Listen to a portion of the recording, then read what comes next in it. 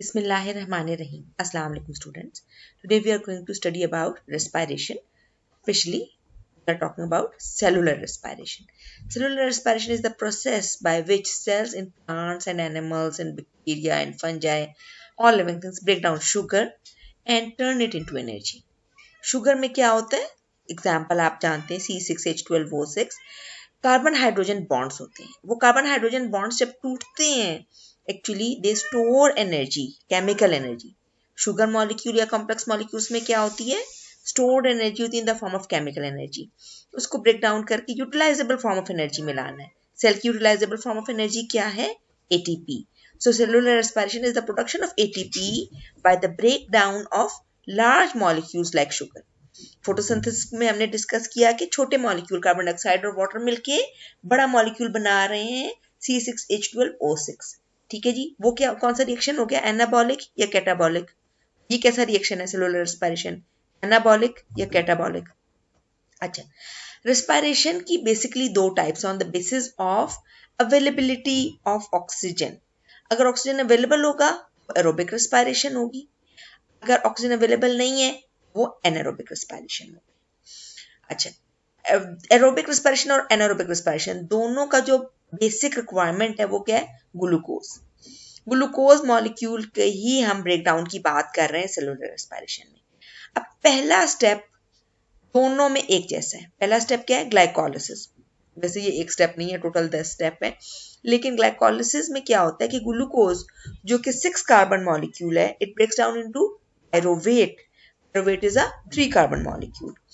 अब ये जो पायरोवेट है ये या तो जा सकता है एनारोबिक रेस्पिरेशन की तरफ या जा सकता है एरोबिक रेस्पिरेशन की तरफ. अगर एरोबिक रेस्पिरेशन की तरफ जाएगा तो ये पायरोवेट एंटर हो जाएगा माइटोकॉन्ड्रिया में, और माइटोकॉन्ड्रिया में इसके अंदर दो चेंजेस आएंगे, दो रास्तों से गुजरेगा, क्रेब्स साइकिल से और इलेक्ट्रॉन ट्रांसपोर्ट चेन से, और एज अ रिजल्ट इसकी सारी एनर्जी, कार्बन हाइड्रोजन बॉन्ड्स की सारी एनर्जी कन्वर्ट हो जाएगी ATP में. लेकिन अगर ऑक्सीजन अवेलेबल नहीं है तो जो प्रोसेस साइटोप्लाज्म में हुआ है ग्लूकोज से ग्लाइकोलिसिस के जरिए पायरोवेट बनना, तो साइटोप्लाज्म के ही अंदर फर्दर चेंजेस आएंगी जिनको जनरली फर्मेंटेशन भी कहते हैं. एनारोबिक रेस्पिरेशन के प्रोसेस का दूसरा नाम है फर्मेंटेशन. फर्मेंटेशन दो तरह की होती है, lactic acid fermentation and alcoholic fermentation. Lactic acid fermentation generally takes place in the skeletal muscles of humans and other animals. अगर हम फिजिकल एक्टिविटी ज़्यादा करें, इसी तरह जो बैक्टीरिया हैं जो कि योगर्ट प्रोड्यूसिंग बैक्टीरिया हैं उनके अंदर भी लैक्टिक एसिड फर्मेंटेशन होती है, और चीज प्रोड्यूसिंग बैक्टीरिया के अंदर भी. ठीक है जी. तो लैक्टिक एसिड जो है वो एक्चुअली किसका पार्ट है? योगर्ट का. ठीक है जी. तो फर्मेंटेशन में क्या होता है? इस वाली फर्मेंटेशन में इसको कहते हैं लैक्टिक एसिड फर्मेंटेशन. ग्लूकोज से जो पायरोवेट बना था वो पायरोवेट डायरेक्टली कन्वर्ट हो जाएगा लैक्टिक एसिड में. अच्छा, दूसरी तरह की फर्मेंटेशन जो अल्कोहलिक फर्मेंटेशन है उसमें पायरोवेट का मॉलिक्यूल जो है वो फर्दर ब्रेक डाउन होता है और अल्कोहल और कार्बन डाइऑक्साइड बनाता है. ये जो अल्कोहलिक फर्मेंटेशन है ये बैक्टीरिया में होती है, यीस्ट में होती है, और बेकिंग प्रोसेस में यूज होता है ये, और ब्रूअरी इंडस्ट्री अल्कोहल फॉर्मेशन जो है उसके अंदर ये यूज होता है वगैरह. ठीक है जी. अच्छा, अगर ये वाली डायग्राम देखें, ग्लूकोज से पायरोविक एसिड बना, इसमें 2 ATP जनरेट होते हैं, NADH भी बनता है, लेकिन मेनली जो अगर हम नंबर ऑफ ATP की बात करें, ओनली ग्लूकोज से पायरोविक एसिड बनना ग्लाइकोलिसिस के जरिए है. ग्लाइकोलिसिस वो प्रोसेस है जो कि बेसिकली जो हाई एनर्जी मॉलिक्यूल दे रहा है 2 ATP. अगर ऑक्सीजन अवेलेबल नहीं है तो या तो लैक्टिक एसिड बन जाएगा या अल्कोहलिक फर्मेंटेशन होगी और इथेनॉल और साथ कार्बन डाइऑक्साइड बनेगा. ग्लूकोज मॉलिक्यूल 6 कार्बन होता है, जब टूटता है तो 2 पायरोविक एसिड बनते हैं. हर पायरोविक एसिड 3 कार्बन मॉलिक्यूल होता है. हर पायरोविक एसिड एक लैक्टिक एसिड दे सकता है. पायरोविक एसिड में भी 3 कार्बन है, लैक्टिक एसिड में भी 3 कार्बन है. और अगर हम अल्कोहलिक फर्मेंटेशन की बात करें तो हर पायरोविक एसिड मॉलिक्यूल फर्दर टूटता है और इथेनॉल, इथाइल अल्कोहल बनाता है और साथ एक कार्बन डाइऑक्साइड बनाता है. इथेनॉल में 2 कार्बन है, कार्बन डाइऑक्साइड में 1 कार्बन है. ठीक है जी. अच्छा, अब जो बाद में हम इन द एंड पूरा एरोबिक रेस्पिरेशन को हम डिस्कस कर लें तो फिर हम कंपैरिजन करेंगे एरोबिक और एनारोबिक की कि कितने ATP बनते हैं और कैसे क्या क्या चेंजेस आते हैं. क्योंकि अभी हमने एनारोबिक प्रोसेस को डिस्कस किया, एरोबिक को अब हम करने लगे। एरोबिक रेस्पिरेशन में बेसिकली पहला स्टेप है ग्लाइकोलिसिस। ग्लाइकोलिसिस वो स्टेप है जो एरोबिक एनारोबिक दोनों में कॉमन है और कहाँ होता है, साइटोप्लाज्म में। इसमें क्या होता है, ग्लूकोज का मॉलिक्यूल ब्रेक डाउन होता है, पायरुविक एसिड बनाता है। इस प्रोसेस में सिर्फ 2 एटीपी बनते हैं। अब ऑल द ऑर्गेनिजम्स जिनमें एरोबिक रेस्पिरेशन हो रही है उनमें अब ये पायरुविक एसिड एंटर कर जाता है माइटोकॉन्ड्रिया में।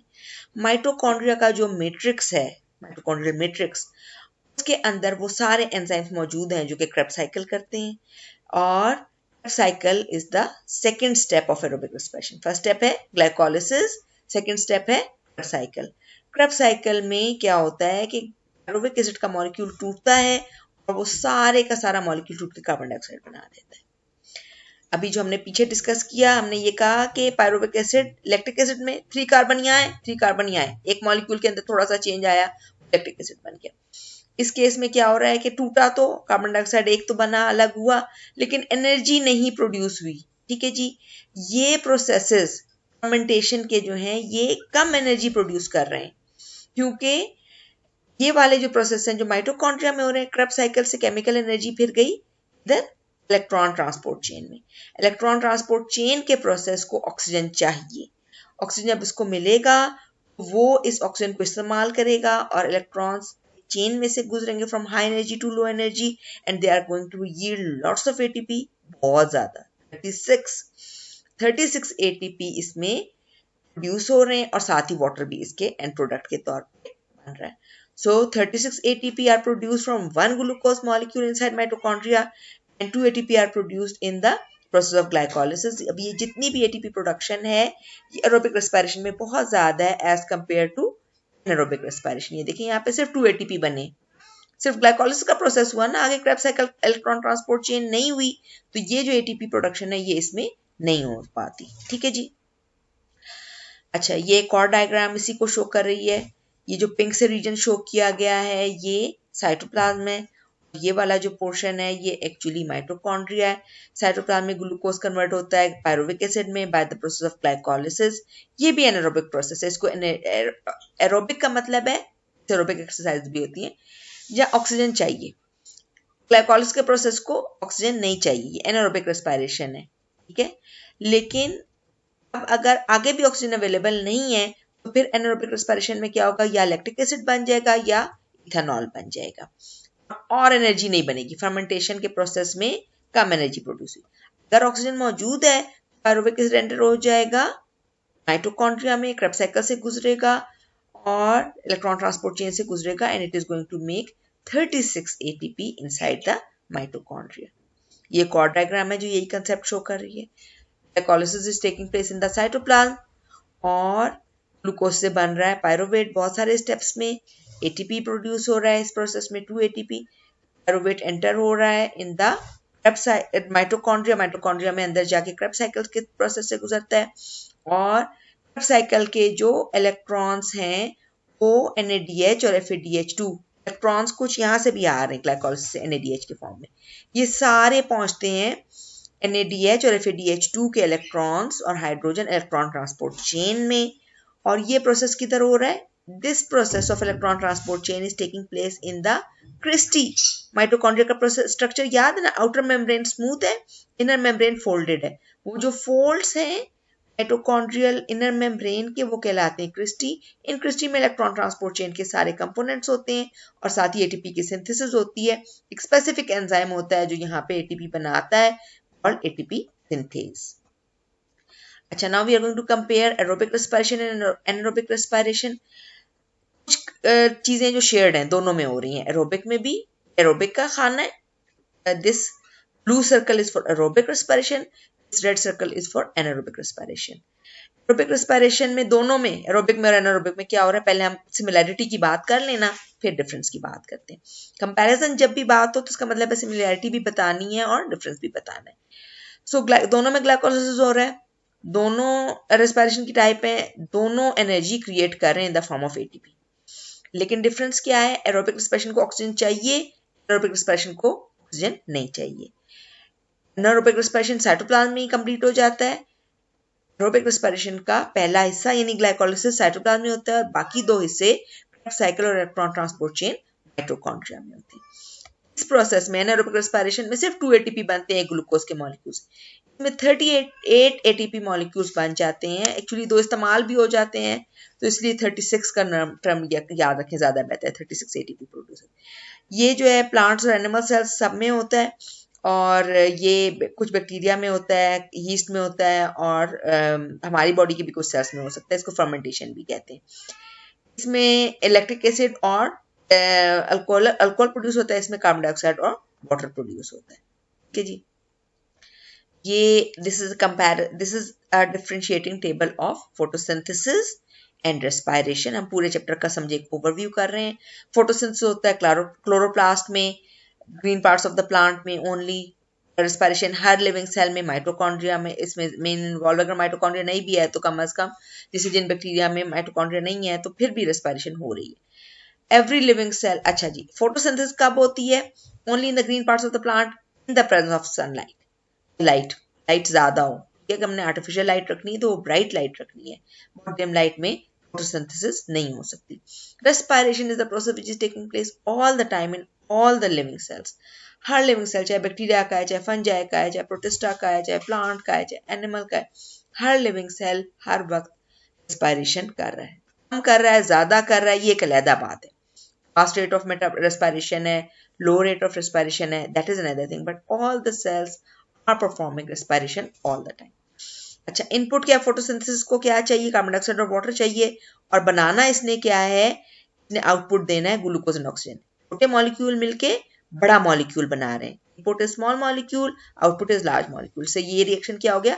Anabolism, anabolic reaction. रेस्पिरेशन का इनपुट क्या है? ग्लूकोज और ऑक्सीजन, और प्रोड्यूस क्या कर रहा है? Carbon dioxide and water. बड़ा मॉलिक्यूल टूट के छोटे मॉलिक्यूल्स बना रहे हैं। सो ये छोटे मॉलिक्यूल जो बन रहे हैं बड़े मॉलिक्यूल से, ये कैसा प्रोसेस है? कैटाबॉलिज्म। ये एनर्जी प्रोड्यूस कर रहा है और ये इसको एनर्जी चाहिए। इसको एनर्जी कौन सी चाहिए? सनलाइट की। ये कौन सी एनर्जी प्रोड्यूस कर रहा है? एटीपी। इसका एनर्जी सोर्स है लाइट, और इसके अंदर एनर्जी कैसे प्रोड्यूस हो रही है? इस प्रोसेस के जरिए केमिकल बॉन्ड्स की एनर्जी को, ये ग्लूकोज के अंदर जो केमिकल बॉन्ड्स होते हैं उसको तोड़ता है। इसका एनर्जी रिजल्ट क्या है? It stores energy. ठीक जी, छोटे मॉलिक्यूल मिलकर बड़ा मॉलिक्यूल बना रहे हैं, ऐसा मॉलिक्यूल जिसमें बहुत सारी एनर्जी स्टोर होगी। अभी हमने डिस्कस किया कि ग्लूकोज का एक मॉलिक्यूल टूटता है तो 36 एटीपी बनते हैं। So lots of energy is released in this process by the breakdown of the bonds. This is a comparison between photosynthesis and cellular respiration. दोनों को एटीपी चाहिए किसी न किसी स्टेप पे, जैसे ग्लाइकोलिसिस की हमने जो डायग्राम में डिस्कस किया। इनिशियली किसी न किसी स्टेप पे दोनों को एटीपी चाहिए और दोनों ही एटीपी जनरेट भी कर रहे होते हैं। Both of these processes require ATP. Both of these processes generate ATP, as well as both of these processes utilize an electron transport chain. Photosynthesis का जो लाइट रिएक्शन है उसमें इलेक्ट्रॉन ट्रांसपोर्ट चेन है। सेलुलर रेस्पिरेशन का जो last step है उसमें electron transport chain है। और दोनों में एक एंजाइम यूज होता है जो एटीपी बनाने के लिए काम करता है, एटीपी सिंथेज। और ये क्रॉस ऑर्गेनल्स होता है। ठीक है जी, मतलब इसका ऑर्गेनल जो है वो बेसिकली क्लोरोप्लास्ट है, इसका माइटोकॉन्ड्रिया। क्रॉस ऑर्गेनल का मतलब ये कि ऑर्गेनल के कुछ हिस्सों में एक पार्ट हो रहा है, दूसरे हिस्से में दूसरा पार्ट हो रहा है। जैसे सेलुलर रेस्पिरेशन का क्रेब्स साइकिल माइटोकॉन्ड्रियल मैट्रिक्स में होता है और इलेक्ट्रॉन ट्रांसपोर्ट चेन ट्विस्टी में होता है। फोटोसिंथेसिस का लाइट रिएक्शन मेम्ब्रेन्स में होता है, थैलेकॉइड मेम्ब्रेन्स में, और डार्क रिएक्शन होता है स्ट्रोमा यानी लिक्विड में। अच्छा, सेलुलर रेस्पिरेशन का इनपुट है ऑक्सीजन और ग्लूकोज, इसका इनपुट है कार्बन डाइऑक्साइड एंड वाटर, इसका आउटपुट है ग्लूकोज एंड ऑक्सीजन, इसका आउटपुट है कार्बन डाइऑक्साइड एंड वाटर। एक दूसरे के बेसिकली उस लिहाज से, इनपुट और आउटपुट के लिहाज से ये ऑपोजिट प्रोसेसेस हैं। इसके दो स्टेप्स हैं, लाइट रिएक्शन या लाइट डिपेंडेंट रिएक्शन और लाइट इंडिपेंडेंट रिएक्शन या डार्क रिएक्शन। इसके 3 स्टेप्स हैं, ग्लाइकोलिसिस, क्रेब्स साइकिल और इलेक्ट्रॉन ट्रांसपोर्ट चेन। फोटोसिंथेसिस होता है क्लोरोप्लास्ट में, सेलुलर रेस्पिरेशन होता है माइटोकॉन्ड्रिया में, फोटोसिंथेसिस सिर्फ ऑटोट्रॉफ्स में होता है और ये सारे लिविंग सेल्स में होता है, चाहे ऑटोट्रॉफ्स हो, हेटेरोट्रॉफ्स हो, सेप्रोट्रॉफ्स हो। So that's all for today.